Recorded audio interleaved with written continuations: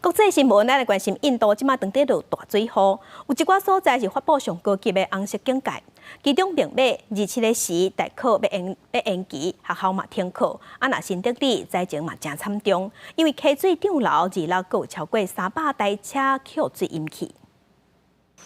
雨落未停，印度气象局日暗针对西部瓦海城市孟买、莱加德、拉特内基里、新都杜尔发相关顶级的红色警戒。孟买原本27个大学考试延期，各级学校停课。南部卡纳塔加安干瓦迪地区的中小学停课。日德里边爱卫星城市大诺伊达，因为新都河水位拢满出，超过300台车浸喺水嘅。 क्वालिटी गाड़ियाँ lease plan जो ड्राइवर को देते थे वो वाली गाड़ियाँ। अच्छा। हाँ जी। लगभग कितनी गाड़ियाँ हैं? अभी 300 गाड़ियाँ।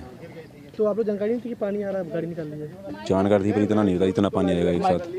住伫咧溪边的居民，拢选到地势较悬的所在。桂芳港河和南马地区带来80%的年降雨量，印度的人口超过13亿。进前雨量正常时阵，对造产人来讲是好代志。不过这几年雨愈落愈大，做淡水土石流引起传染病，也影响农作物收成。बहुत सारा नुकसान हुआ।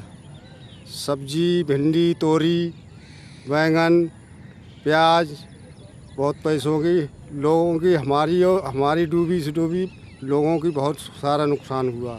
印度自6月正入雨季了，就一直落大雨、做大水，交通中断，学校停课。当局对首都新德里部分地区加附近的地区发布甘马色的警戒。新德里雅穆纳河的水位上升到205.33公尺的危险标线顶头。一天要暗6点的时阵，记录的水位已经到205.47公尺。公司新闻黄文玲报道。